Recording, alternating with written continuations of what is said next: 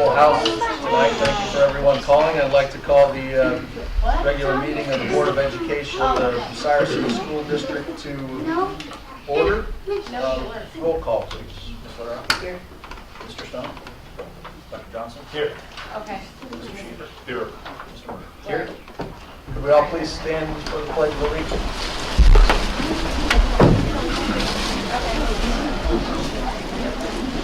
I pledge Allegiance to the flag of the United States of America and to the republic for which it stands, one nation, under God, indivisible, with liberty and justice for all. Good job. You did. Good job, sweetheart. I'd like to welcome everybody for coming, or thank you to everyone for coming. I will turn it over to Mr. Kimmel for the commendations. Very happy tonight to honor 26 elementary students for receiving a Positive Growth Award. We actually have two groups that we'll be recognizing tonight, both from the elementary.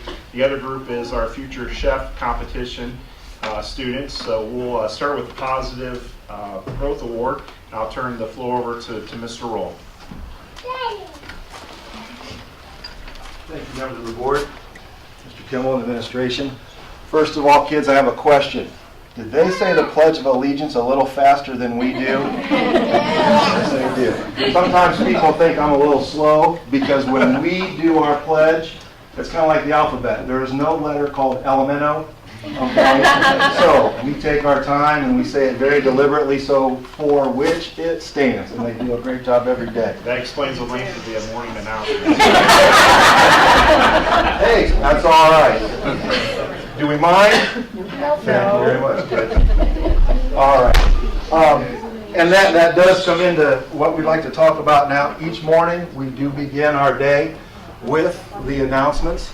The first thing we do is the Pledge of Allegiance. Again, a little slower so that we all know what they are. So when it's time for Veterans Day in the fall, all of our students, preschool through 5th grade, do a very nice job of saying that for our veterans, and we appreciate that. And then we remind our students each day of how to behave at Bucyrus Elementary School, the expectations that we look for, by asking them to recite or to repeat after me our Bucyrus Elementary Code of Conduct. And I will say, by the time kids are in 5th grade, it's ingrained in them. And so we start off each day and say, can we do that? We'll try it. We'll show them how we do it. I'll say it and you repeat it, just like we do at school.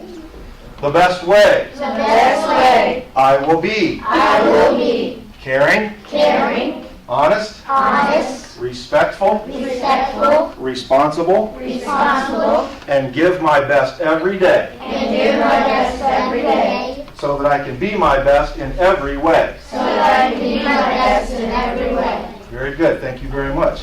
So we remind ourselves of that each day. And then we welcome guests to our building. When we have substitute teachers and other guests, we welcome them. And we do that when we welcome our guests to our building each morning. We remind our students to give our guests, our regular staff members, and one another, see if you can help me remember now, your best effort, best attention, and best behavior. Thank you very much. So that everyone can have a successful day at Bucyrus Elementary School, right? Okay, well, one time I had a kindergarten student say, Mr. Roll, are you trying to hypnotize us into behaving well? And I said, just watch the little keychain. So anyway, we do work on that. And from this, good things come. And so now I'll go into this information. Positive Growth Award. And Mr. Sauter and Miss Stuckman worked together on the Positive Growth Award. This is the first time we've done this. But Mr. Sauter sent out an email to our staff, and it says, good evening, the Board of Education recognized Boys Council and Girls Circle at their meeting last year.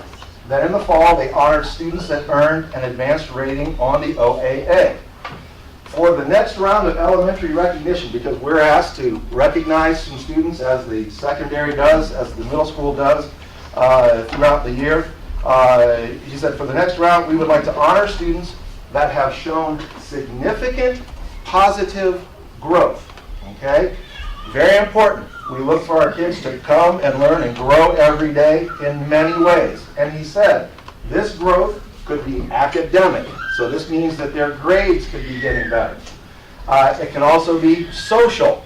Hopefully they are demonstrating leadership and the ability to get along with their peers, with their adults. It can go towards, or in an area you suggest. He says, as we meet students where they are, and some of our students may exhibit some discipline concerns, some academic needs, some work ethic, or some attitude challenges, what student in your room has made the greatest gains? Now, we haven't divided up, but we ask our folks, who in your class has really grown? And I will say, for some of these children, I have seen this personally, whether it be over a couple months, over a year, or over a couple years. You folks have shown some of the most positive growth that we've seen. And Mr. Sauer, Ms. Stuckman, and I, and your teachers wanted to recognize you and your families tonight. So what I'd like to do is I'm going to read your name. We'll ask that you come up. I'm going to ask that everyone please hold your applause until we get everybody up here. And kids, we'll go this way. If you're one of our shorter folks, stay up front. If you're medium, about here. And if you're tall, come back here. All right? So hold your applause, folks. And these students, congratulations to Tanner Alsep.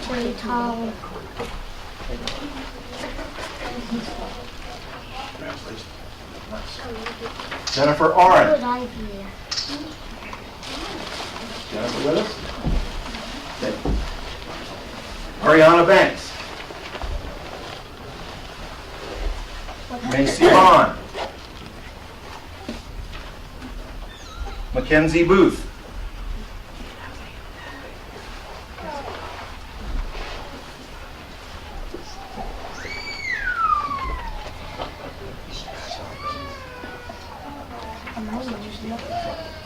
Mitchell Chapman.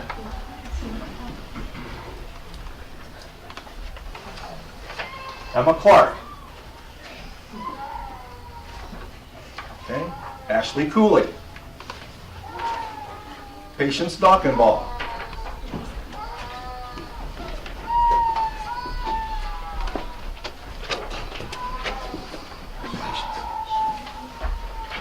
Holly Fry. Brandon Hildebrand. Aiden Holmes. Can you guys know what you need if all these folks have been here? Okay. Shane Kelly.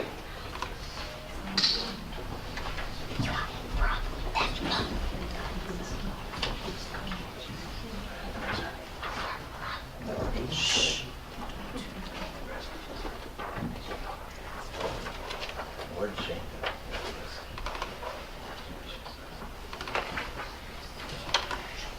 Angelica Keppert Cox.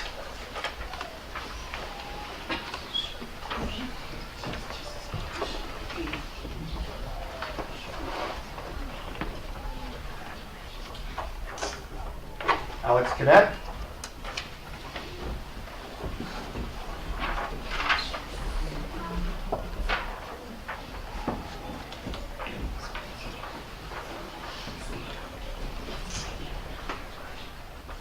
Bryce Locker. Gage Musselman.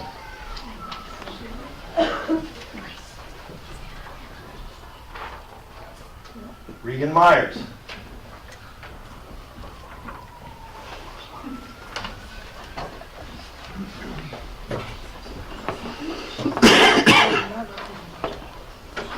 Gage Sloan.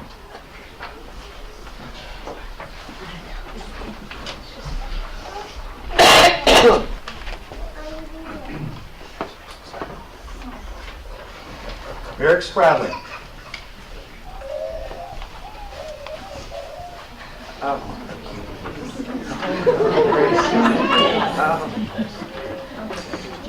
Here's fun, right up front, looking smashing. Wow. Adrian Sykes. I think he's doing his best Mr. Burke imitation. Heather Taylor.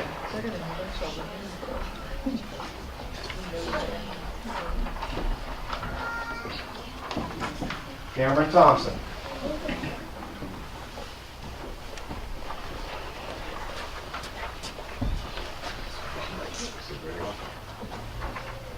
Brandon Wade.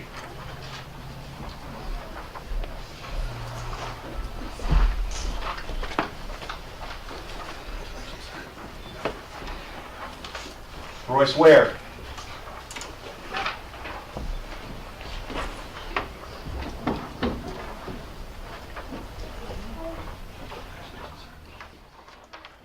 Madeline Williams. Ladies and gentlemen, we're very proud of these students, and you have every right to be proud of them too. Let's give them a nice round of applause.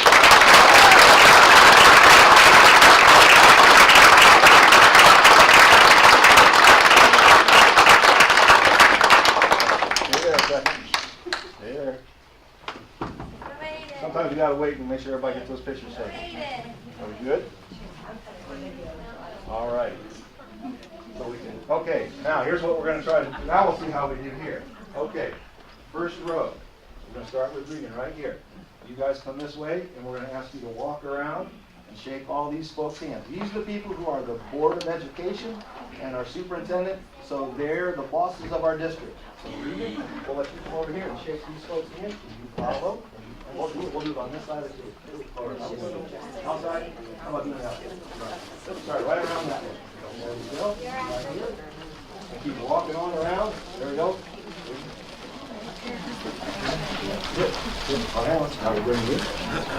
Here we go. This way. Right here. Good. Sure.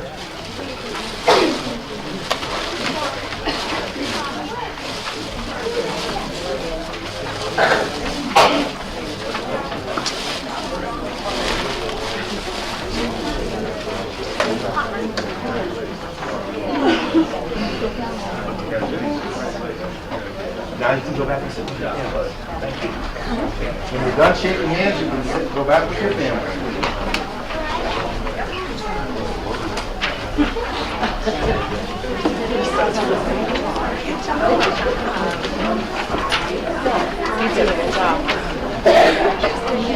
Good job. After the next group, we're going to ask everybody, you're welcome to stay for the rest of the meeting when we get done with the accommodations, but we will ask everybody after the next group that we present to go out to the foyer and have a group picture taken, and then you're welcome to leave. I know that there's no school tomorrow for you guys, so you probably have big plans tonight. So, but at this time, we're going to have Mrs. Pennington come up and present the Future Chef Competition Award winners. Thank you.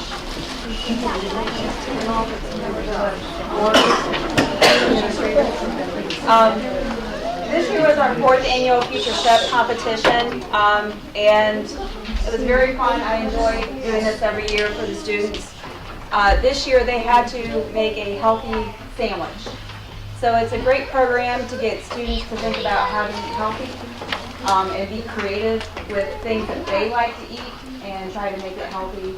So I encourage them to take recipes maybe they're used to having at home and using certain things that give them bonus points, like turkey, lean products, avocado, something they probably typically don't have. So we tried that and it was very successful. If you came out, the recipes, all of them were delicious. So we hope we can continue this program because I think it's great for the students and trying to teach wellness and how to eat nutrition. So our first person is Mr. Carson, or I should say Chef Carson Kimmel. We'll have you stay up here. Congratulations. You get two. Kylie Sparks, Chef Kylie.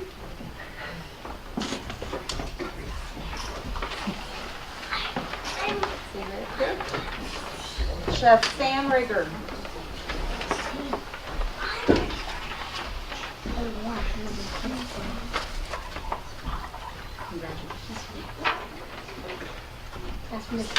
Chef Micah Grace. Chef Joe Rager.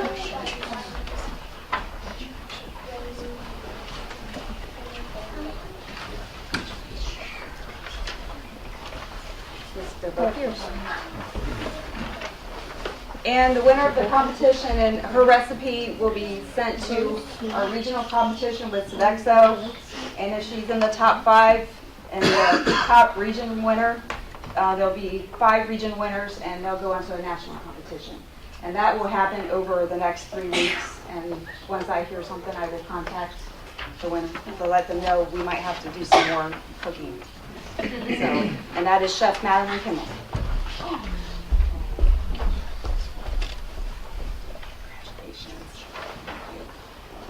And then we'll have you go around and shake everybody.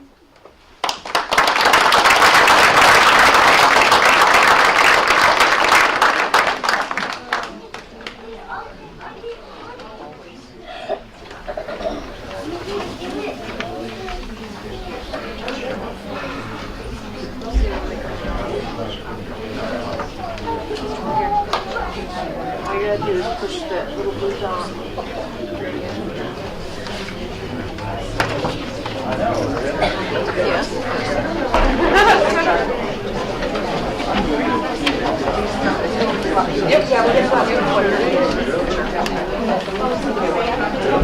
We have one last accommodation to give tonight, but this we're notified before the meeting that Ms. Connor was unable to be here, so we're going to move that to the April board meeting. So at this time, you guys are excused. We ask that you go out and get a group photo before you leave. Thanks for coming this evening.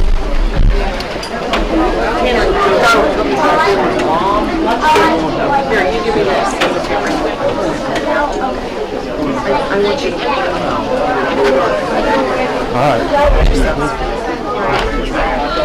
You look very, very nice. Yes, you do. Both you boys look very nice.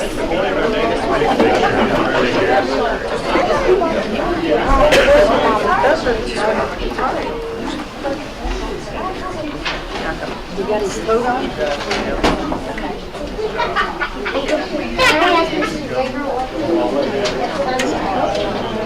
You want to use it? Going out the other way and she. Now she's been good. What did Sam and Joey make? One made a BLT and one made lettuce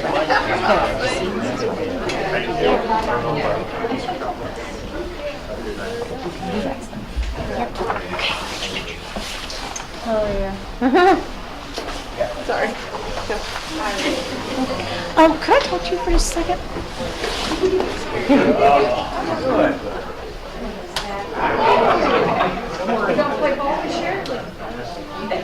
Good night.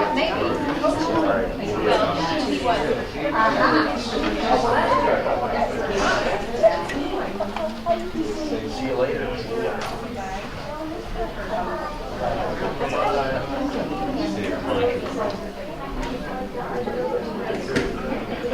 Good night.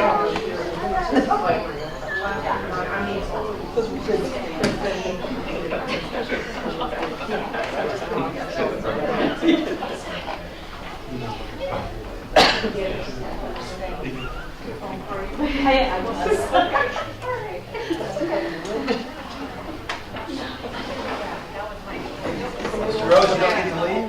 No. You're the short straw. I was going to stay. I thought they were staying.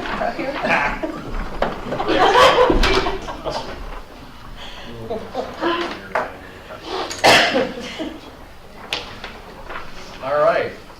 What a great turnout. Yes. That was awesome. We will move on to the approval of the minutes from the February 27th regular meeting. I have a motion. So moved. Support. Any discussion? Roll call, please. Mr. Schiefer? Yes. Dr. Johnson? Yes. Ms. Ferrer? Yes. Mr. Murray? Yes. On to the treasurer's financial report dated February 28th. Do I have a motion for the approval of that? So moved. Second. Discussion? Any discussion? I do. I have a few items tonight I'd like to discuss with you. Good evening. In addition to the written report in your packet this evening, I wanted to highlight and discuss a couple of items. Most importantly, property taxes are heading in the right direction. We're up 3.5% year over year approximately $88,000. Collections seem to be coming in stronger, delinquencies are down, and those that were struggling to make payments seem to be able to catch up a little bit. So the trend is positive. I don't want to jump for joy, but I'm cautiously optimistic moving forward. Moving in the right direction there. In the business items tonight, there is asking for your approval to move from LGS, Local Government Services, to Julian and Grube for a gap conversion. And there's two benefits to that in my mind. One, I think we'll be able to turn around our audit much faster. LGS is busy, and it seems like they don't get a chance to get in here to start the gap conversion until late in the fall, which pushes the audits back. In fact, we're still waiting for the state sign off on ours. Last year it was April 4th. I think it's going to be pretty close to that this year. The other nice bit of news was Julian and Grube's quote came in between $2,000 and $2,500 cheaper, depending on the final amount from LGS this year. So we'll represent a savings as well and get as good, if not better, service with that piece of business as well. Second item I know I've discussed previously for approval, there's a resolution tonight to proceed with refunding the remaining portion of our 2006 bonds that are outstanding. The Fed's not really helping us because the piece that's left are the shorter term obligations, and with some of the changes they've made with their tapering program and bond buying, it's driven up short-term rates. Right now, we're looking at about a $60,000 savings. It's not huge. I'm not going to have to put a lot of time and effort into it. I'll have to do a ratings call with Moody, which will be just a brief update from last year, but again, it's a chance to save some additional funds for the taxpayers. So I think as long as the savings is there, market driven, we go ahead and do that with your approval this evening. Had an opportunity to meet with our underwriter from the Ohio School Plan, which does our property casualty insurance and our general liability. Didn't have any major issues. We had several little minor incidents over the last year, mainly involving our school buses, and that's par for the course, but thankfully nothing substantial. Her initial indications were kind of inflationary, looking out at the entire pool, about a 3 to 4% increase. I begged, borrowed, and steeled and said we'd love anything below that, but understood why they were coming up with it as she went through her presentation. Just received a letter from First Energy, who is responsible for our generation portion of the electric, not the distribution, that's AEP. And they're going to be inflating rates over the next 6 months or so, 1 to 3%, because of the harsh winter. Evidently, they've had to go out onto the market and purchase excess capacity to meet their demands to deliver energy. So we're going to see a little bit of an increase on that. Our average bill is right around $9,000 to $10,000 a month. It spikes a little bit here in the winter and then again in the summer when air conditioning kicks on and so forth. So we're going to see an increase there as well. Early April, I'm meeting with Grady Enterprises just to do a review on the Affordable Care Act and changes that are coming or may not come with the fluctuation of that program, along with looking at wellness options. They're discussing with Medical Mutual right now some no-cost to low-cost options for the district. I've looked at a couple programs mentioned in my report. It's not a huge cost, but it is a cost, and if we can work with Medical Mutual to maybe offset that or give us some additional dollars, I'm willing to listen to what they have to offer us and drive down our costs in the plan moving forward. Probably the most negative piece of news in the report, we're in the process of upgrading our software at the elementary building for the chillers with Carrier. The control modules, I guess I'll think of it as a thermostat because I'm not real technical with them. They tend to go bad in the rooms at a pretty fairly substantial rate, and they're $1,935 a piece to repair. Year to date, I believe we have replaced about 12 of those, and we go through $20,000 to $25,000 a year in repairs on just those circuit boards, control panels. Jake's been in touch with Carrier. He's pulling his hair out because it's just eating away at the maintenance funds substantially. $20,000 to $25,000 a year is half of what we're bringing in approximately. They have told him that, of course, what we have is obsolete, and they're not even sure how many years down the road we're going to be able to get replacements for those. They, of course, have a solution, and we can upgrade our software at a cost of approximately $30,000, I think is what Steve said, and that includes the necessary control boards to replace the first floor of the elementary. Not all of them are bad, but then we'll have our upgrade headed in the right direction, and excess boards then that we can use in the other floors as those go bad. So it buys some time. It gives Jake also more technical capabilities. If he's over at the high school and something goes bad, he can log into a computer, his iPhone or an iPad or whatever, and do remote diagnostics with the system, whatever it is that all involves. But there is a substantial cost. We're going to be facing that also in the secondary building as well at some point. But we're phasing this in, trying to manage this as best we can so we don't have a huge capital outlay moving forward. But we wanted to bring it to your attention because it is a substantial cost overall. Yeah, joys of technology.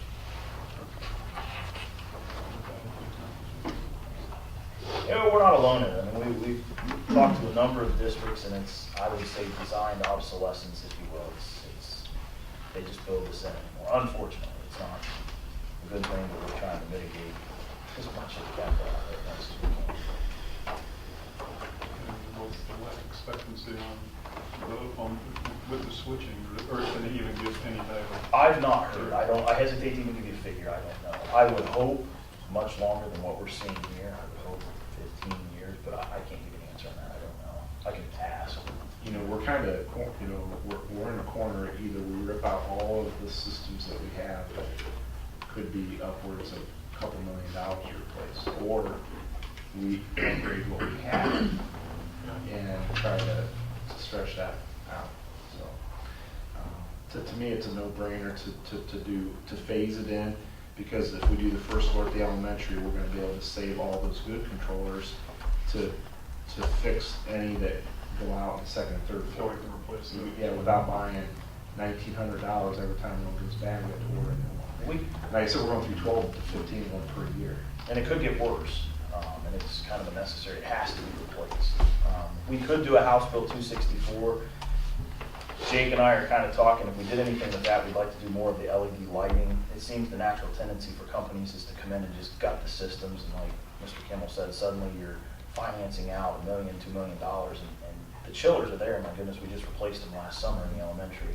So I don't think that's real cost effective for the district or the taxpayers. I think a phased in approach and trying to mitigate the cost as much as we can makes more sense. And that concludes my report. Questions?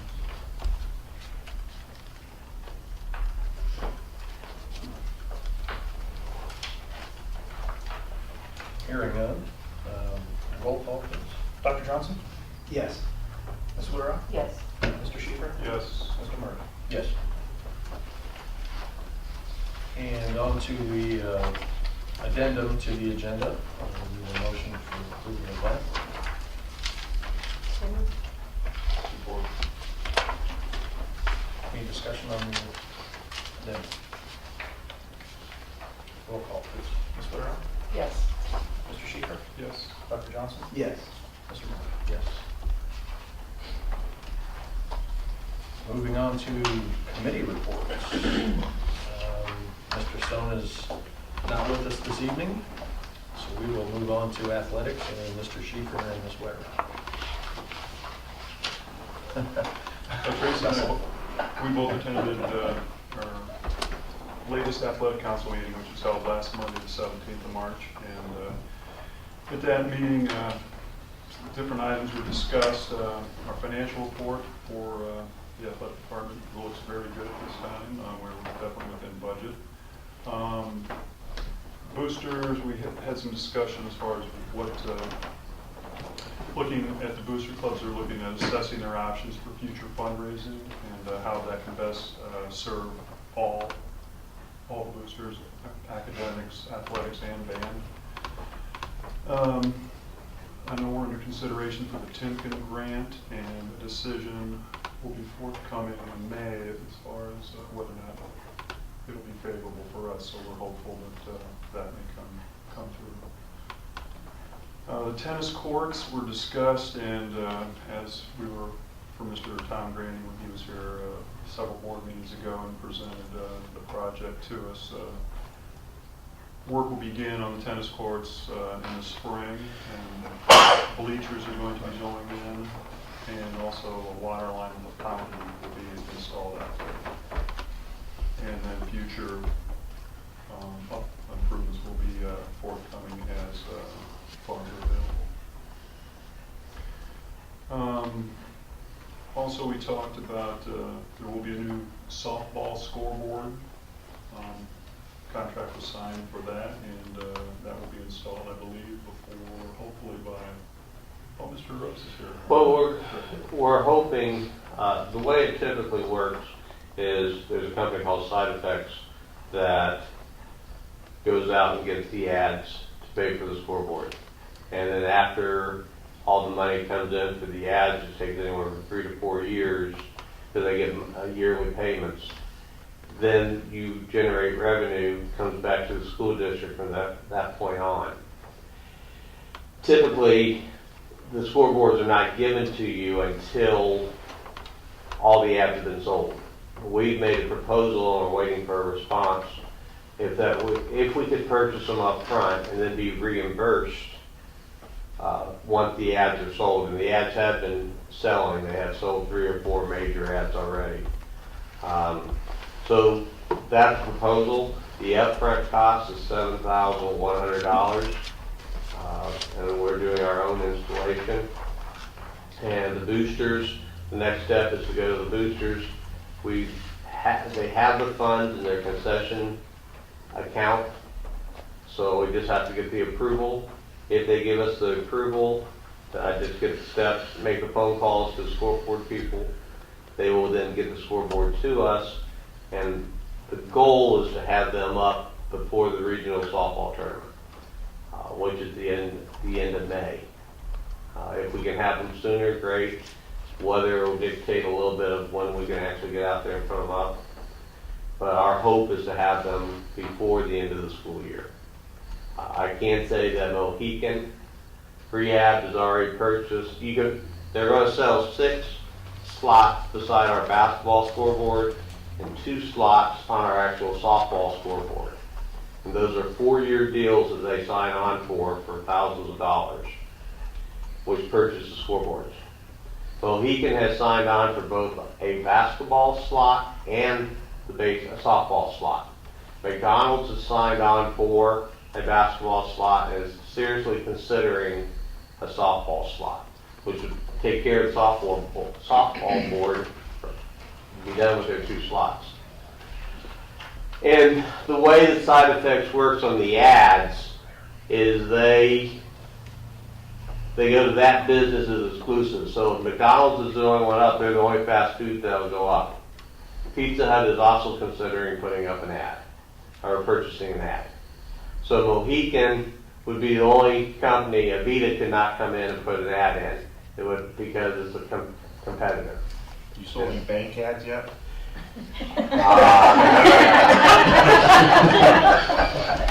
I haven't spoken to anybody. No, I know that the first 2 choices were the ones that we banked with, First Amer and United. So they were the Neither first 2 locally to owned be and called. Work on that.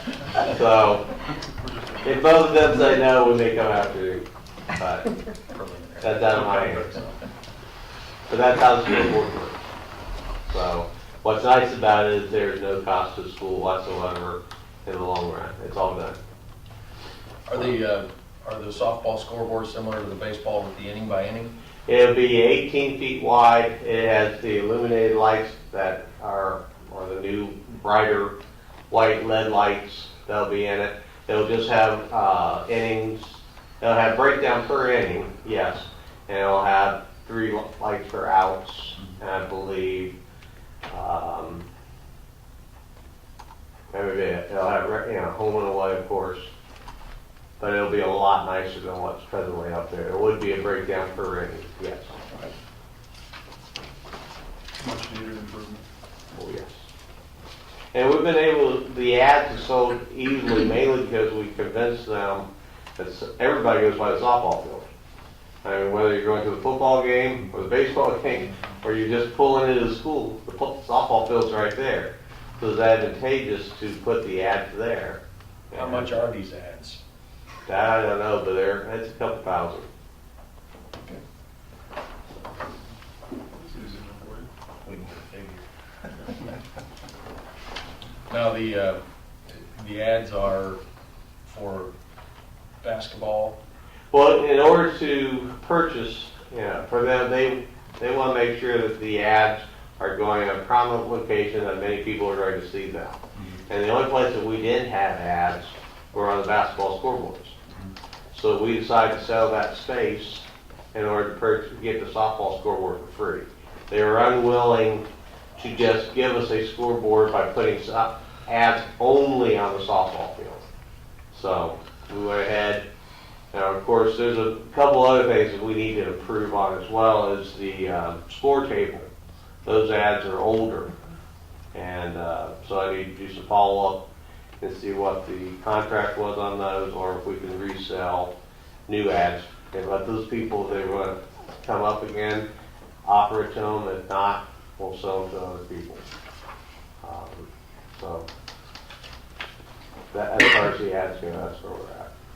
We can talk about that. I'll get the information. Thank you, Tom. Some other items we discussed was the new record boards have been purchased. They're coming in for football, track, and cross country. And they'll be installed in the commons area. And costs on those are being shared equally among the boosters, the athletic department, and the athletic team boosters. We also discussed the pay-to-play fees, and the athletic council is going to be recommending, or we did recommend that they again be waived for this upcoming year for the 2014-15 season, with the exception of the initial drug testing fee, which will still remain in effect for students. And that'll be something the board will have to take up at a later meeting.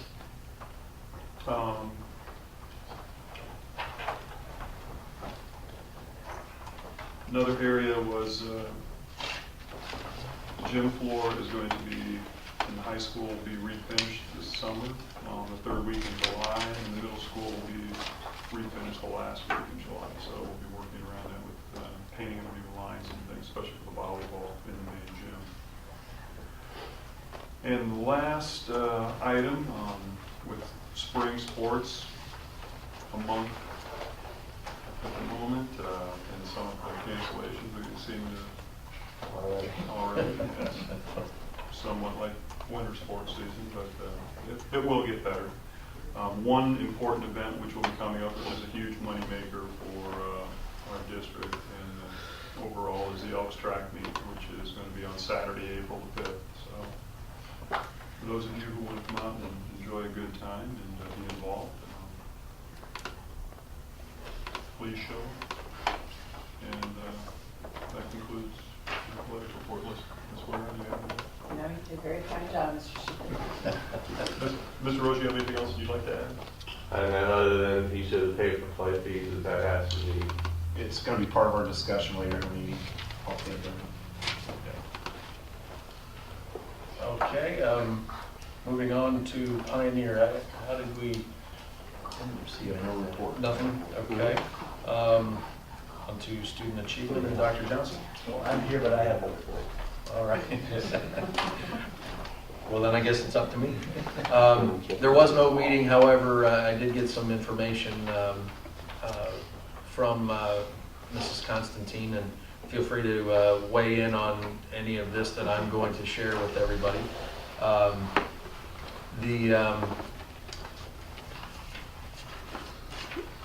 There was Kim Light and the nurses coordinated the male and female talks with she has the fourth graders, I believe. Fourth graders? Okay, at the elementary school. Backpack program continues to thrive, obviously, with the help of the countless volunteers that are out there.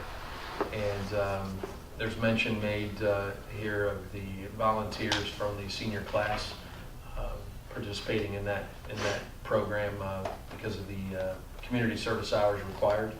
And I'm sure that's not the only reason they help, but that's certainly an incentive. There was also, let's see if I can find this here real quick. as mentioned earlier in the commendations, Miss Clowner from the Marion Crawford Prevention Program was to be acknowledged this evening for her positive involvement in the schools at no charge to us. So we look forward to having her back at the next meeting. And that ends my report. Moving on to Ms. Lewis. The spring play was last weekend. Friday night was opening night and it was a sold out show, so it went very well. Everyone who was there loved it. Track practices have started. The first meet is this Saturday at Lexington Relays. The baseball team had their overnight walk-in last Friday. The guys' tennis team is having their first match on Monday, March 31st. And the fun night that's being held at the high school tomorrow is for middle school and elementary school students, I think. So a lot of the students are excited about that, being with the little kids. And that's the report. Great. I will say that the musical was very well done. So, moving on to the superintendent's report. President Burdick, members of the board, just a couple items before I turn it over to Mr. Chevalier for a short presentation tonight regarding the special education profile that we received. First of all, I've been conducting student enrollment discussion meetings with the staff. We've held 3, and I know a number of the board members and administration's been able to attend those. We've had over 30 people represented at the total of the 3 meetings. And a lot of the same themes are coming up, a lot of issues that we think we need to do a better job of communicating the positive things that are going on in our district and really promoting the good education and the good programs that we have that we're offering here in Bucyrus. And so look for a more formalized presentation and action plans coming out of those. We do have one more to reschedule at the high school due to a cancellation. I want to get at least one more opportunity to meet with staff at the high school. But a lot of positive comments that are coming out of these meetings and ideas to address some of our declining enrollment issues. And the second piece is later in the meeting, you'll be acting on a possible Calamity Day revision. Yesterday, the governor did sign House Bill 416, which saw a little bit more relief to the school districts by adding an additional 4 Calamity Days once the school district makes up 4. And so in the discussion tonight, we will be diving into that a little bit further. And at this point, I'll turn it over to Mr. Chevalier, our special ed director, to explain a little bit. Annually, we get a very important report called the Special Ed Profile, and it outlines the work that we've been doing throughout the course of the year. So the report you're receiving tonight is a year look back. So we won't pass all the blame or credit to Mr. Chevalier. Dr. Burke is here to shoulder a lot of that. But Mr. Chevalier will be has some information he'd like to share with the board and administration. And what I heard Mr. Kimball say was credit. This way, any problems will be directed towards Dr. Burke for last year. Thank you for that, Mr. Kimball. What I did was, and this is my first time looking at our special ed profile from the Office of Exceptional Children, I went ahead and actually logged in, and they listed profiles kind of, that first page that's in color, and it'll show you certain areas, 4 basic questions that they gave what areas they look at with respect to special education. If you look down the right-hand side, you'll see some areas that were met, and some you can't see the color didn't come out, but it says to be determined. I'm assuming they don't have the data for that yet, or they're in the process of getting that, and I'm not really sure why it would be to be determined other than that. The second page I gave you with the staple, what I decided to do just to make it easy to look at, I went down each one that was not met. I went ahead and gave you, what you set your question was of the 4. I broke it down into which indicator, and then it's a brief description of what that's measuring, and then there's some past data in a chart that I think is pretty easy to look at and compare past to now. I'll go through them kind of quickly. There are 2, you may notice on the color page, 2 with exclamation points to the far right. Those are some areas of concern that I'll address here. One's concerning, the other's just information I'll share in a second. The first one was the percent of children who are functioning within age expectations by the time they turned 6 years of age and exited the program. Now, when I look at that 2 years ago, 3 years ago now, it was at 60%. We've dropped to 33, where the state goal has that at 47%. Why that is, I, at this point, cannot truly answer that until I investigate. But Dr. Burke, if you have any insight on that first one, that's kind of a tough one for me. I'm not really sure where our area would be that we'd miss that target. It's looking at the kids coming in our preschool that came out, from what I understand, coming in at 3 or at 4 years of age, and identified at some point in their preschool program, and looking at when they exited that program and going to school age, basically go from preschool to school age, whether they are at or above the targets for those students. And so we're a little bit below that 47% threshold, but these are students that, like I said, may have come in at 4, may have come in at 3 years of age, with little to no, background in literacy and things like that. So that, it's looking at kids exiting preschool and going to kindergarten, and we're a little bit below the 47% threshold that the state would like to see. So it's looking at preschool to school age. The AYP in reading and math, those goals were set with no child left behind. And as we look at those, Dr. Burke discussed, those are very lofty goals, 94% on one, 90.9 for the other. And just being in this job this year myself, if you hit 94% with those kids, they probably wouldn't be special needs kids to begin with some learning disabilities. It's a pretty lofty goal. Last year was a bit of a hiccup, but what I really look at when I look at these is, do we have growth? And if you look at over the years, there's a pretty good pattern of growth from our results as a district. So that part's positive. School age restrictive educational environment, less than 40%. When we look at the kids, there's kids who are what we call inclusion. They're full-time in the classroom, they get a code. There's kids between 21 to 60% in the regular classroom or in another classroom. And then there's the last who are above that 61% that are 60% in the, like our MH rooms or something like that. We have a high proportion of those kids in our district.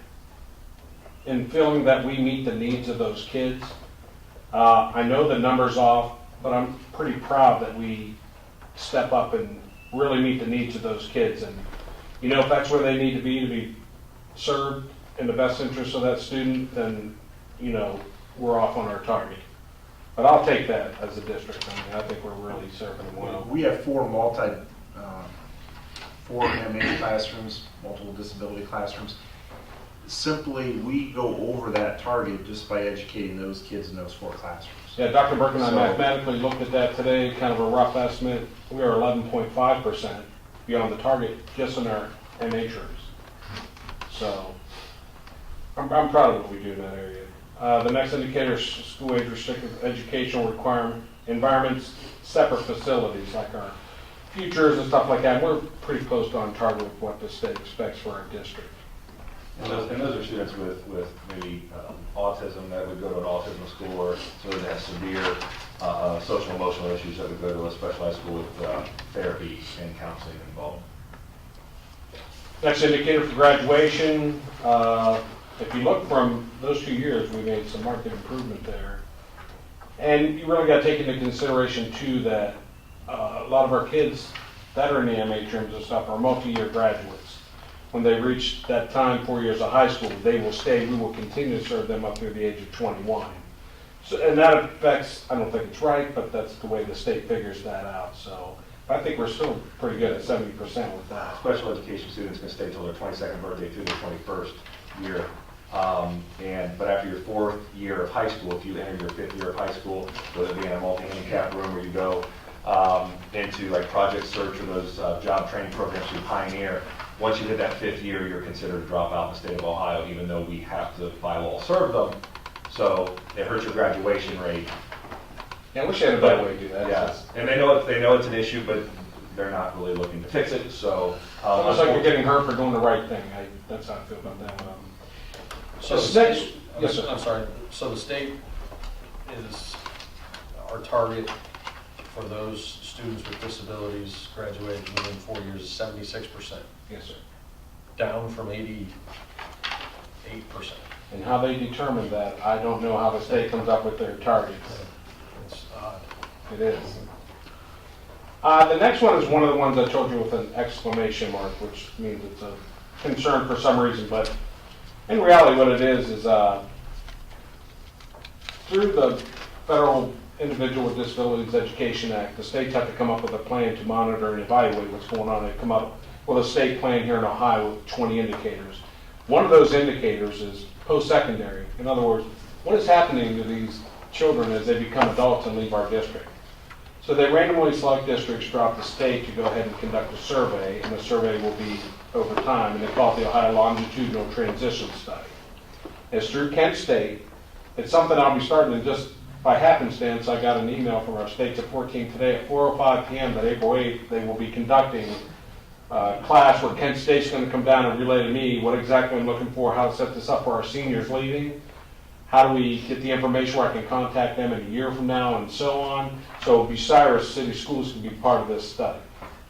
And they give an exclamation point, but it's really because we've just been selected to do it. So this is something, I'll be over the state support team, and as I find out information, I'll address you guys and let you know where we stand. And I'm curious myself where these kids, and that's education, independent living, jobs, training, anything after the secondary. And so it's actually kind of a cool study. So I can't wait to see where our results are and where those kids go and find out what's going on. The last one, child find timely initial evaluations. Last year, that's when a kid is referred. There are timelines that begin. The clock starts. You got to get consent. Got to do your initial evaluation, get your initial individual education plan out. Last year, it is an exclamation point on there. It was one kid out of 29, I believe.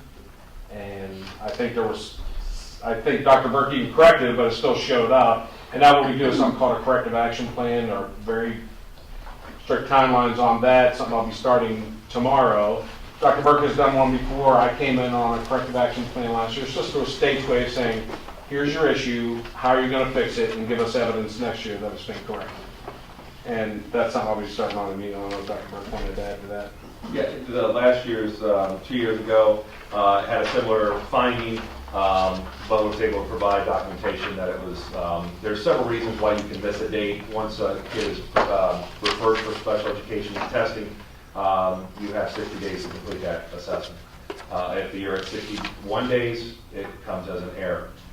2 years ago, we had a situation where it went to a 65th day, but the parent basically was unable to attend the meeting, which is what pushed it back, so then they cleared it up and made 100%. What had happened last year is really to no fault of one person. It was when we were doing the RTI process, a paper was filled out in mistake. They thought they were referring, it was part of the referral for RTI, and actually it was referral for special education, and it was put in the file and it went. And then one realized that was actually when the parent signed it, started the 60-day clock. So opened the file for the RTI, it had already been signed, we were way past the date.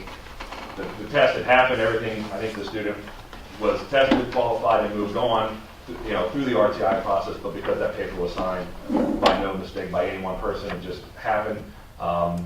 So we'll show record of that, and then do the corrective action plan, and it should be addressed. But, it has to be 100%. If it's not 100%, you have to do the action plan. So. That's it. Any questions on the special ed profile? Mr. Chevalier and Dr. Burke, appreciate your help in sharing this information. And that ends my report. All right. Nobody addressed. Okay. We will move on to personnel certified staff. President Murdoch, members of the board, it's my recommendation to approve items A through D under the personnel certified staff section of the agenda. Have a motion? So moved. Support. Any discussion on those items? Roll call, please. Mr. Schieffer? Yes. Dr. Johnson? Yes. Mr. Brown? Yes. Mr. Murray? Yes. personnel classified staff. President Meredith, members of the board, it's my recommendation that you approve items A through G under the personnel classified staff section of the agenda that includes a replacement of E and items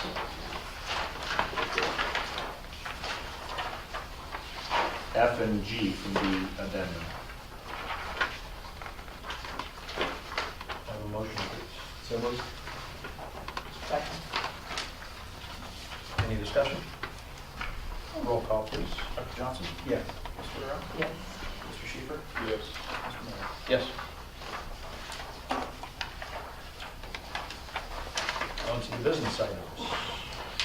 President Meredith, it's my recommendation to approve items A through P, which include items O and P from the addendum under this business section of the agenda. Can I have a motion, please?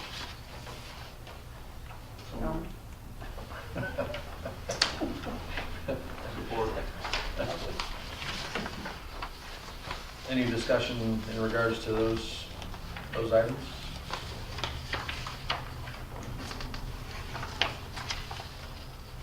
Hearing none, roll call, please. Mr. Schieffer? Yes. Ms. Fedora? Yes. Dr. Johnson? Yes. Mr. Miller? Yes.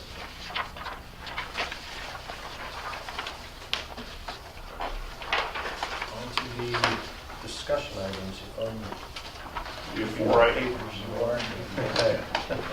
We have four items tonight, three that are on the agenda, one from the addendum. We're going to start with high school graduation credit requirements. This is a topic that we discussed last year at this time. It's important that Dr. Burke brought to my attention, and was some information I believe was shared in his report this month. But I'd like to turn the floor over to him to share some information on the graduation credit requirements. And I've got two parts, I guess, that I want to bring to your attention. And again, thank you for letting me present. One is I'll send around first, just gives a brief, just some brief information as far as our ODE's requirements, our current requirements, and suggested requirements going forward. And so I'll take you through that, and then I do want to share some other news, I guess some exciting news about some other e-learning, ELA opportunities that we have available to our students. So as these come around, we take a look at, and then, and I guess in the market that we are right now, like all businesses, and we are not a business, but we have to look at our customers, and we're trying to be customer friendly and to provide a customer service to our students and to our families.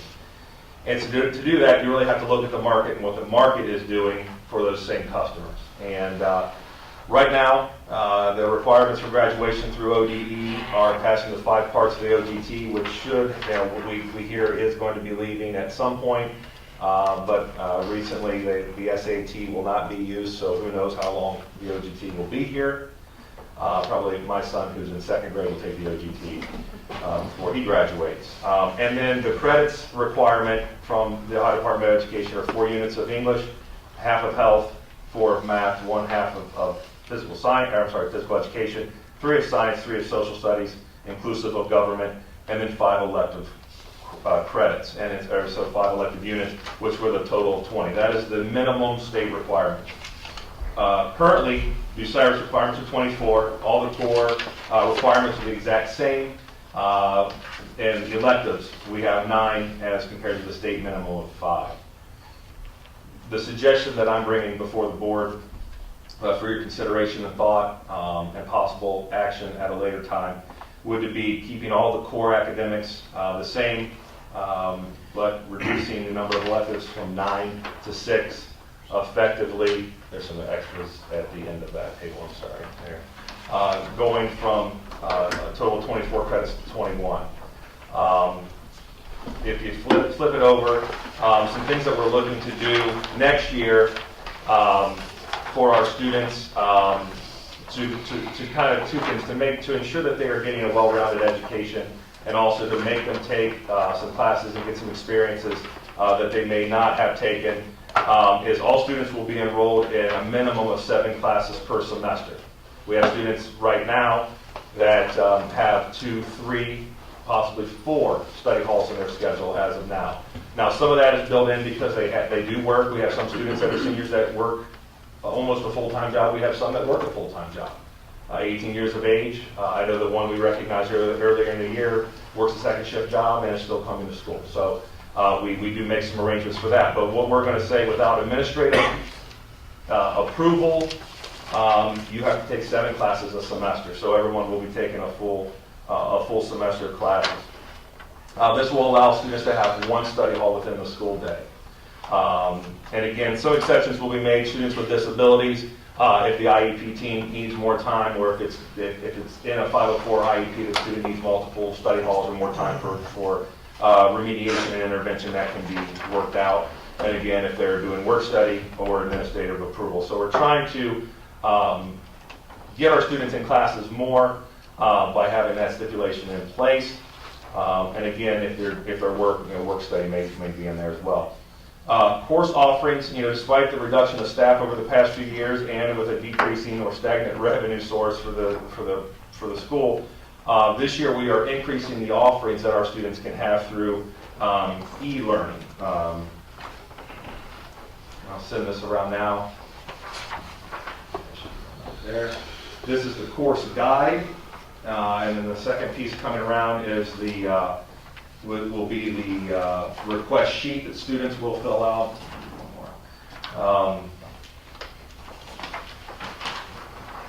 We have used this program for credit recovery the past few years. What we're looking to do is really to expand those offerings, and this is what this program would do. We'll focus on the single sheet. This is what students receive today. These are all courses that we do not offer in a face-to-face setting in our high school. This does not take the place of any class that we are currently offering. If it even touched what the teacher was teaching, even a small part, like in our language arts classes at the high school, they teach a little Brit Lit, American literature. We didn't even offer that. That's a course we could offer. We don't, because it touches on something our teachers already teach. And so we're trying not to take away from what our teachers are doing, because they're doing an amazing job at doing it. These are courses that can be taken as an elective to expand some of the opportunities that our kids currently have. And so these would all be offered through BLA. Students could take 1 per semester, which would equal 1 credit per year. And that would help for some of the scheduling conflicts that may occur because not having enough staff to offer maybe as many sections as you need or need to get all students met. We had to cancel journalism this year because we only had 4 kids that actually signed up, and we really needed an extra English class, so we had to cut journalism. Where now that if I couldn't offer journalism, we could offer a structured writing class through here or some other opportunities. Another offering that we didn't have until just yesterday as a possibility is on the backside, which is what they call their career tech courses. Career tech courses, very similar to what the satellite programs are at the building from Pioneer. We would not be offering these as career tech, but these are in their career tech field. Intro to fashion design, I can see that game development being a hot class that students might want to get into. There's a number of classes that could get kids interested in maybe their career outside high school or after high school, college or career. So that's another, I think, amazing opportunity for our students. And another piece of this, as you all have looked over the contract that we just were able to approve, I believe, last board meeting, every student that takes one of these courses will have an adult advisor. So a teacher within the department overseeing the course offering. So the teachers are still involved with the students step by step through this process. It may be a little bit more hands-on if the student is struggling, a little more hands-off if the student is doing really well. And there is that level of compensation for that. So again, not to put a fear in the heart of our teachers that put them in front of a computer is going to replace them, because it is not. We're looking to have small pieces of enhancing a student's career as they move through our building. So another great opportunity, and again, to help meet that 7 periods a semester of class. So we were able to offer now, I put 35, it's actually more than 35 now with that career test. 26. Yeah. And so then the next part of my presentation shows our area schools. It's those, these are the folks that we are competing for market share with. As you can see, most of the digital schools, strictly online schools, are at that bare minimum of 20 credits. Everyone else around us, except for our friends out west and Plymouth, are at 21 credits to graduate. And so what I'm asking for is for us to go back to where we were several years ago. If you look at our the next point down, the classes of 98, 99, 2000, 2001 were at 20 credits. I believe we moved to 21, and that was actually a credit that was added by the Ohio Department of Education. They actually increased the requirements for graduation. Also in 2001, the phase-in of the block scheduling was implemented. Once block scheduling was implemented in its full entirety in 2003, the credit was then moved to 24 because of the amount of offerings students could get in a year, and then till present day at 24. So I would ask, and we're no longer on the block. We're going back to where we were in 2001, which is single period classes.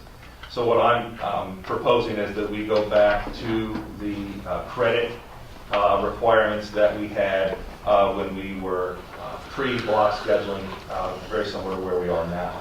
A piece that's there at the very end are our enrollment to community school out numbers. I believe those are current year numbers that you see there, and if you focus at the 9th through 12th grade levels, we're losing an awful lot of kids to our community school friends. And if you look directly to the right, you see the total of revenue out based on our community school enrollment. That's community school enrollment only. And so we would like to, we believe that with the stipulation in place that you can only have one study hall within a day, we'll continue to push our students to take a rigorous course load of classes. And we feel that moving to 21 will help us stay competitive in the marketplace for our students. And I do think that we hope to pick up some market share, if you want to say it that way, with these with the 46 courses that we're offering. I think that's an amazing opportunity that I think that offering is going to make us more attractive and give our students more of an opportunity that they haven't had before. And so even though we may be moving from 24 to 21, if that's the pleasure of the board, I think that the opportunities for our kids have actually expanded in doing so. And so I take that into consideration, and we'll entertain any questions or comments.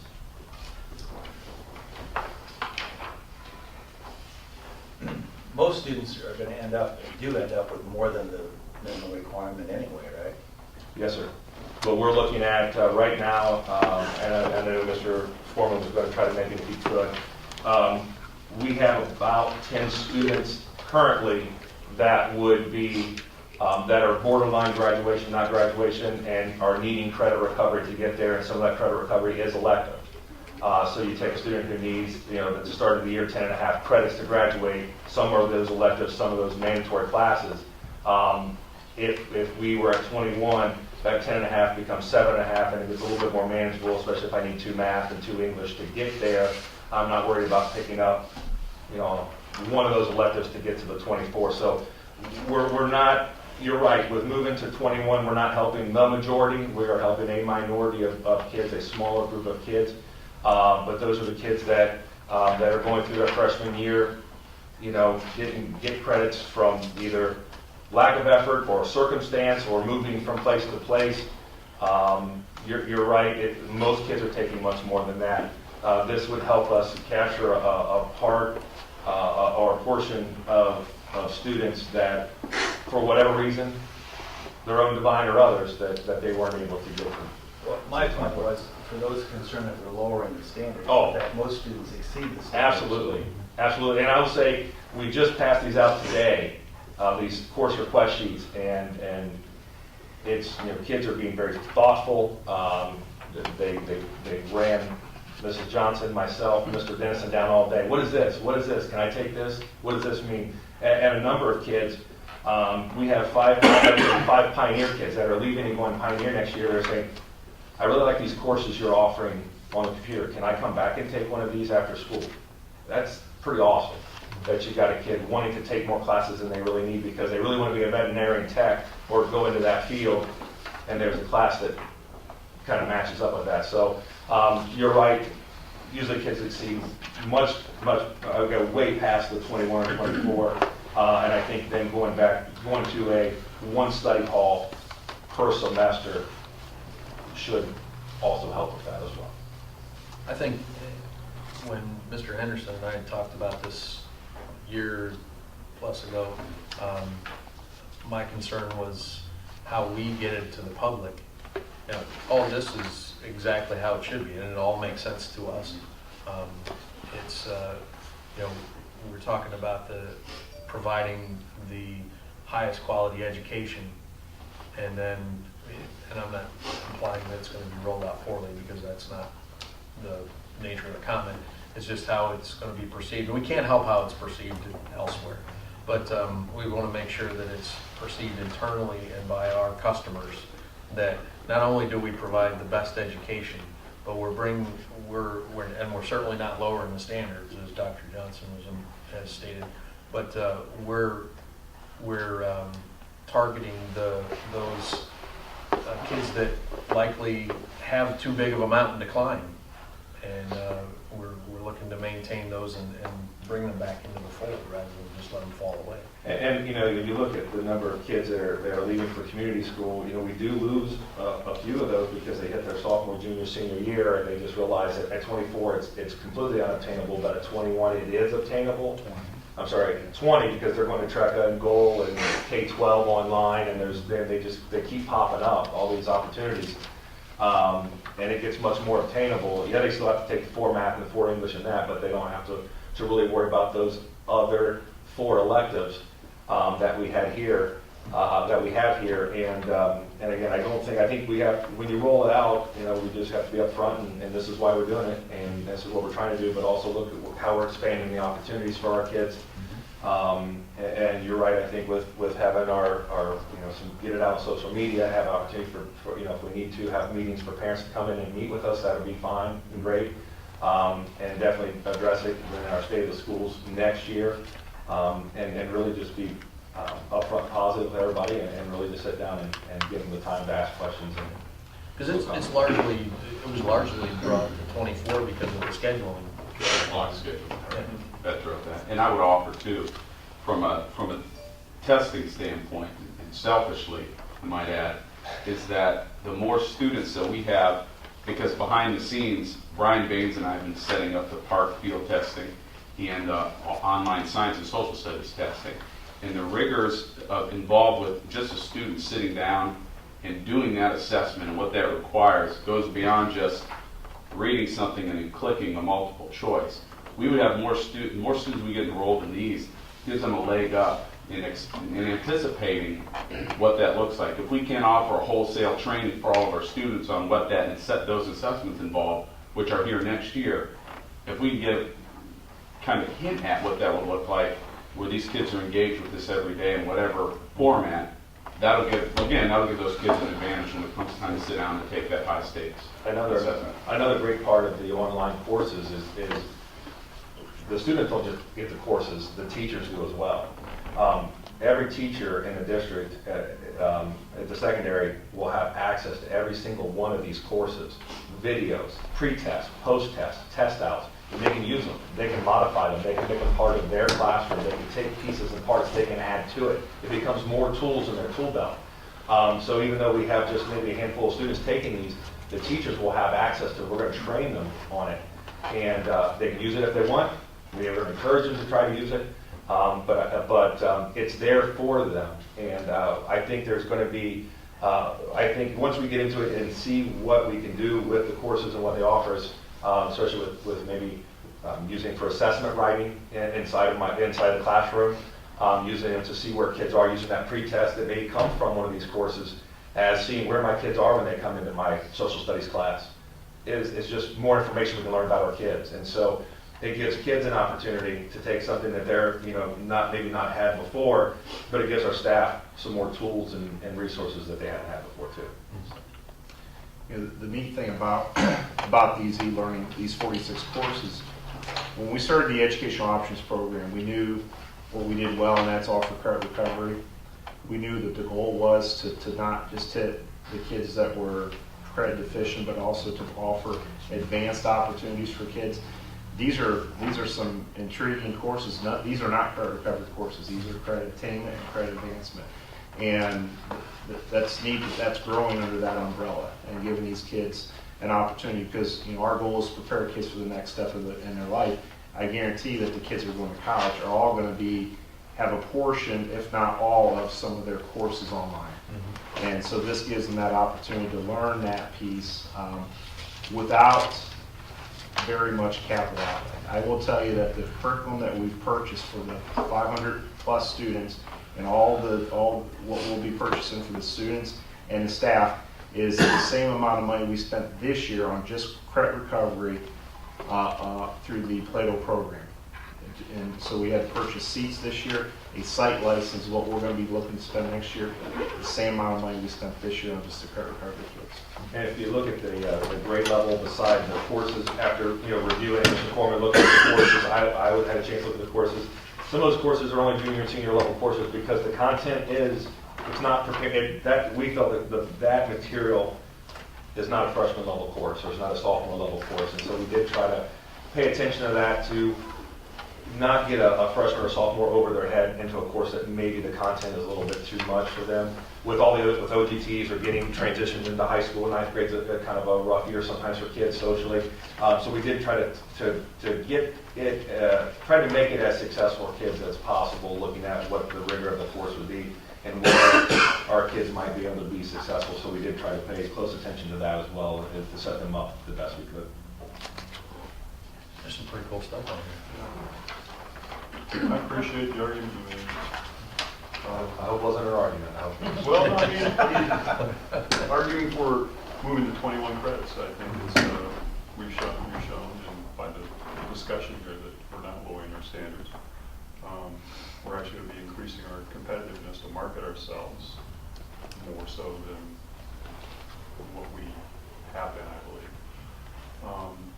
And just the excitement that you are showing, that some of the students that have talked about expanding the online courses and how that's going to affect them going forward. So and we started that process.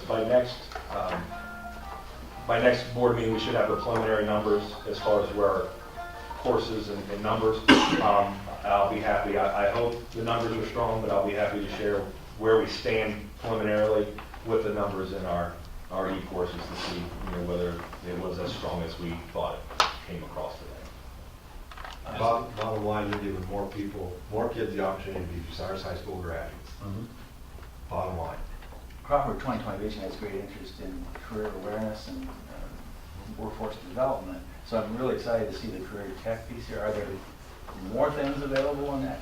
There was only, I think, 16 total. So there were 16 total courses. We did eliminate some of them because we felt we already offered them through media marketing or Mr. Sager, Ms. Siebert, and Mr. Finigello. Those courses were almost identical to what they do. These are, they're still engineering and construction, which is similar to what Mr. Sager does, but not exactly. He does more drawing, and that's what the other course was. Last year they offered 8 courses in that career tech, 16 this year. Wow. Who knows what's going to be next year. And the neat thing about it is, as Dr. Berkeley talked about, they've taken these courses, even the ones that we offer in our bricks and mortar school, those courses are still offered through Plato curriculum. That's the neat thing that our teachers are going to be able to say, hey, if I'm teaching algebra, what's algebra look like online? What are some of the assessments, some of the videos, some of the lessons? Because they've ramped all those up to Master Common Core. And if anything, I think it helps teachers as another resource, as Dr. Brooks said, to ramp up the course that they're teaching in the classroom to match what the expectations are that are out there. You got to think that there's another whole page of courses that aren't even on here because we already teach them that we'll have access to. So if someone's interested in a flipped classroom, they could actually use some of this content, take a look at it at home and come prepared. Absolutely. And my last question was, anything with in regard to career awareness for younger students? I think there are some classes that they have prepared for the middle school, and I know they're expanding even lower than middle school. Not sure with the site license whether we have access to that, but I know they are expanding into that grade span.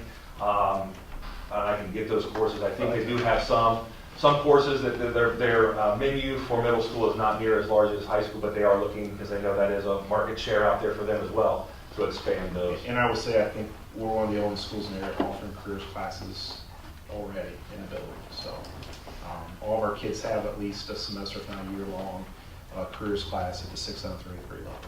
So I'm certainly supportive of it. Definitely. What's the, this is probably a stupid question, but are we looking to do something start of next year? Yes. Next school year?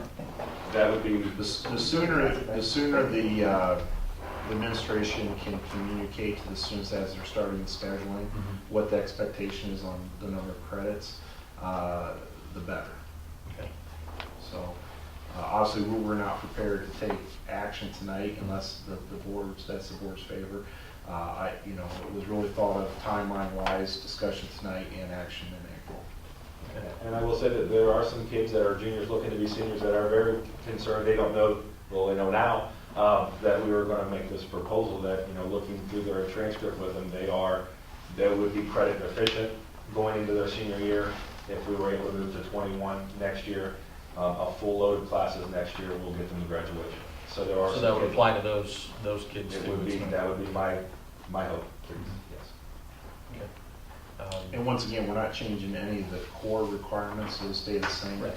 It's simply the electives going from 9 to 6. And I think that's a key point to get out to the public, is that we're not lowering the standards of anything that we already have in way of the core courses. Just reducing the number of electives required. At the same time that we're offering 46 different electives for them to take. Yeah. And how we, it's one thing to tell a kid, well, you're not allowed to have study halls, but if you have no courses for them to take, Right. that's a tough thing. That we've eliminated that excuse. Yeah. So. Well done, Dr. Burke. Yes, sir. I just have one question, and if you can't answer it tonight, that's fine, if you can maybe get back to me. But my radar went up, and I think I heard you say a teacher, current staff member then, would be assigned to each student that takes one of these courses. They have the opportunity. They don't have, I won't assign a teacher. They have the opportunity to sign up to be a mentor, advisor. Okay. And then what we will do is rotational basis. If I have 3 math department teachers and we have 9 students, they will all get a student. And then as students add, we just go through the rotation. They can accept and they can decline, but they will all be offered opportunity to do it. No one would be assigned to do it. So could there be kids then that take some of these courses that wouldn't have a staff person? They're going to have, They every will kid have- will have a staff member. And if we have no math teachers, we will find a teacher that is comfortable in the content enough, but every student will have a mentor or an advisor to oversee them through this process. It might be a computer question they have. It might just be a logging on, logging off question. But there's value in human connection and relationship, and it's not a computer. It's the relationship with the teacher. The minimum requirement for the teacher would be a teaching license. Yes. Not necessarily in that content, that would be ideal, but. A teaching license, but we're really hoping, and talking to some staff members, I think we have enough staff members in each department that are actually excited. I don't know if they're excited as we are, but that are really interested in seeing how it goes. I think we'll be able to have enough mentors, advisors to go through this, but if we're in a department that doesn't have that, we will find a teacher that's in the building that can keep that relationship going. Great, that's what I wanted to hear. Thank you. I think what we'd like to do is obviously there's favor in the proposal. I'd like to be able to take it up next month when Mr. Stone's here to. Absolutely fair. I appreciate the call. Thank you. Thank you. Great information. Okay, I think the next one will go relatively quick. Passing around right now is the recommended revised 2013-2014 school calendar based on House Bill 416 that you can see there based on our calendar. Days 1 through 5 were waived through the state. The next 4 are required makeups, contingency plan. 3 of those which could be blizzard bags. We've assigned 2 blizzard bag days up to this point. My recommendation, if approved tonight, is at some point I'll assign that 3rd blizzard bag once we know we're out of the woods. So, and then we do have the 4th date set for makeup, and that's the Monday after Easter, April 21st. Due to the governor signing a bill yesterday, 4 additional waiver days were granted. Those were for days 10 through 13. And then our 14th day will be a makeup day added to the end of the school year, which is June 3rd. That's my recommendation for the board, pending your approval. I like it. Do we have a second?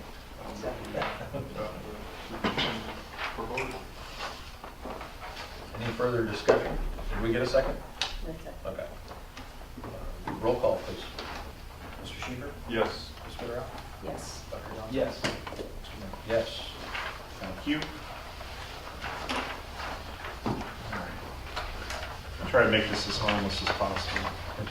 I know everybody looks forward to the Neola policy updates.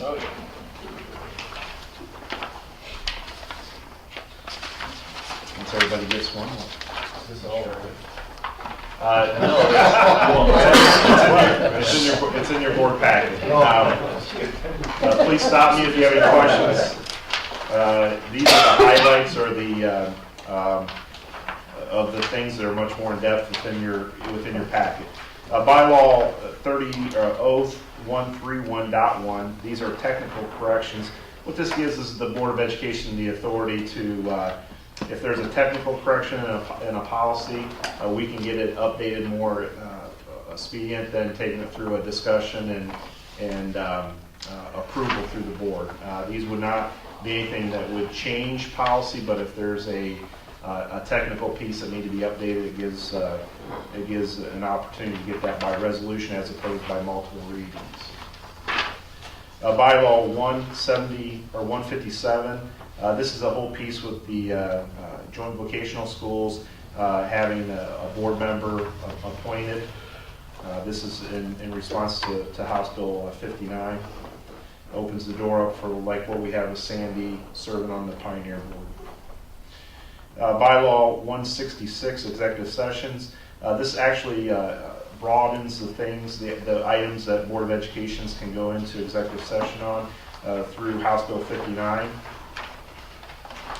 Flipping onto the second page, this is a revision policy, and it's the same revisions are in 1422, 3122, 4122. And this is expanding the definition of protected classes. These are in response to some federally protected classes. These revisions intend to provide a consistent framework and the timelines for dealing with such issues. Policy 1619, 3419, and 4419. These have to do with health self-funded plans. You'll see both self-funded and fully insured, the next 2 items. What this does, it gives more protection to the HIPAA laws, the privacy laws. The last one on the page there is 1623, 3123, 4123. This is a revised policy that talks about non-discrimination and anti-harassment issues.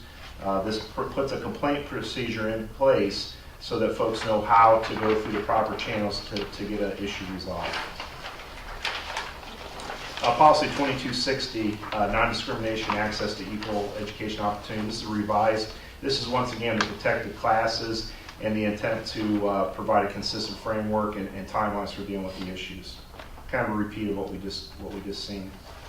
Policy 2260, once again a revised policy dealing with protected classes. Once again, non-discrimination, anti-harassment issues, tightens those things up. Policy 2423, there used to be an old school to work program. I think it was an idea of one of the former governors. That's been rescinded. So this is actually a deletion of this policy. And policy 6800, systems of accounting. This is to make sure like people like Mr. Cook do his job and making sure that the finances are appropriately calculated and reported out. And the last piece, which is now as of today outdated, this is a revised 8210 school calendar. I do imagine that the piece of House Bill 416 will need to go in and the new old policy will need to be updated. We'll go ahead and do the discussion on this item this month, approve it next month, and probably the May update will get a revised 8210. While this was waiting for your discussion, we had gotten an update. So this is actually the update of the update. But there'll be a third revision once House Bill 416 goes in. Any questions on any of those? I know I went through them pretty fast. We're not asking for any decision tonight on these. I just wanted to give you a highlight of the items. I believe there's maybe 150 pages in your packet for you to go through, and I'm welcome to, more than happy to answer any questions that you may have regarding these policies. No action. No action tonight. All right. Any additional communications? No, athletic fees and course fees off the addendum. Oh, yes, I'm sorry. I'd asked Mr. Rose to be here tonight. I think we'll tackle the athletic fees first. Mr. Rose, you want to speak a little bit about the recommendation from Athletic Council and for the board to consider as a discussion item tonight? We just, at the Athletic Council, on the advice of our recommendation, was on pay-to-play fees, that we waived them again for 14-15 school year with the exception of the initial drug test fee, and we were going to remove the $30 item in the handbook because the possibility of the initial drug test fee going up over the years. So instead of having to come back and revise it every time the number changed, just simply state the initial drug test fee is what they would have to pay for. Financially, I believe we're in a good position right now in the athletic department. I do anticipate our attendance figures going up in the new Northern 10 because the schools will be closer to each other, and I think the attendance will be a lot better, especially in basketball season where you're playing each other home and away. So you're getting the gate now every year instead of every other year. I'm happy to say that, the one thing I incorporated at the beginning of the year was to provide student athletes free tickets to all contests in the season that they participate in sports. And also we did as we got through basketball season from Dr. Burke and Mr. Jennison, suggested that we give kids half price student tickets if they came and worked in the student section. Sat in the student sections to try to get our student sections going. And that worked as well. And that did not give us a hit on our attendance. And one thing I found over the years is even though the kids are getting in for free, they're still going to go to the concession stand. And we're still going to get their money in the concession stand, or they can sit at home, we're not getting anything. I'd much rather, right now, I just want to build our student body. I want them to be at every athletic event they can possibly be at. So waiving the student fees, of course, helps that. I want to get more kids playing sports than what we presently have. I want to make sure we have a freshman team at every level, that we can have freshman teams. So things right now, the morale is very good in the student body, I believe. Haley, you'll probably be able to attest to that, if it's improved at all. But I feel good about where we're at and where we are going. So financially, I feel no problem making that suggestion that you waive the 8 pay-for-play fees. Two important pieces. First of all, drug testing, even with the families picking up the initial fee, the Board of Education's been paying anywhere from $15,000 to $20,000 on the randoms. And that's an annual cost to the board's general fund. A second piece is with transportation. The athletic department has been asked to ante up a portion of the transportation cost. In years past, we've taken 2 $5,000 withdrawals out of the athletic department, $5,000 halfway through the year, another $5,000 at the end of the year. So those are two pieces to try to help offset some of the expenses to the board. Last year when we had this discussion, we talked about the pay-to-play, the drug testing fee, but we also then brought in the course fees. Last year, the Board of Education, when they waived the athletic fees, also waived all course fees for our students. So students did not pay anything this year for extracurricular or co-curricular, with the exception of the extracurricular fee of the $30 drug testing fee. Are there schools in our conference now or the new conference that have pay to play? I want to bring that up at the next AD meeting. I will bring that up. I know the MLEC, which is all I can speak from where I was, there were, 7 out of the 10 probably had pay-to-play fees. So to be a school district that doesn't have it is a plus. Because very few school districts have that anymore. Yeah, I think fiscally we're in a solid enough position to provide the opportunity right now. Oh, I agree. Any extra revenue would be nice, but I don't think we are in a position where we need to do I was that. certainly not implying we want to put that in. Well, I mean, you I lose think we're in numbers. good shape. You look at the school districts that have pay-to-play fees, they don't have the numbers. Right. I think something else to remember, and Mr. Kelly may be able to speak to this more so. When pay and play did get put in place, it was actually our athletic boosters that took a big hit, because they helped offset a number of those students who could not pay the participation fee. And so that, I think, they shouldered the burden for that, to those students who weren't able to do that. And I know that they've worked very hard to continue to work for us, and they do fundraising and do help us purchase a lot of things. And I think, again, having those fees would just probably take that opportunity. That's one of the things that came up in the discussion that Mr. Kimball and I were at, the enrollment was the involvement of the student body. And obviously, as soon as you start doing things like pay to play, the involvement drops like a rock. So I'm in no way indicating we should do I that. think the last time we discussed it, there weren't any schools in Crawford County that were pay to play.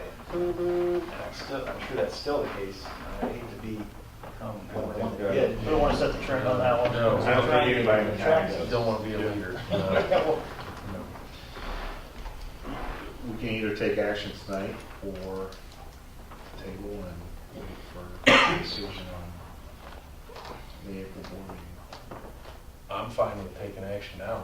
I think, are we all in agreement that we don't want it at this, still at this point? Can I get a motion? so moved. So the motion would be, or the resolution would be that there'll be no pay-to-play or course fees, and only the initial drug testing fee will be paid for by the student Yes. for the 2014-15 school year. Second. Any further discussion? Roll call, please. Dr. Johnson? Yes. Ms. Woodruff? Yes. Mr. Sheehan? Yes. Mr. Murray? Yes. Thank you. Any further communications? Any announcements? One thing, next Wednesday is a very busy evening. We have Pioneer All Awards dinner and also St. Anna's National Honor Society induction.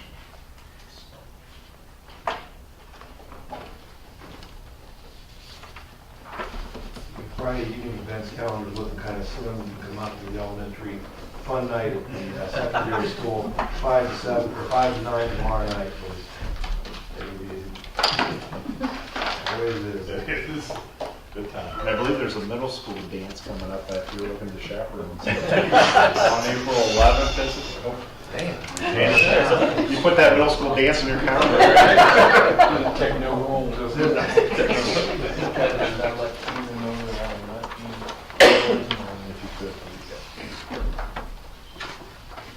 Okay, and I think we now just need a motion to adjourn to executive session to consider the employment, dismissal, discipline, promotion, function, or compensation of a public employee or official. So moved.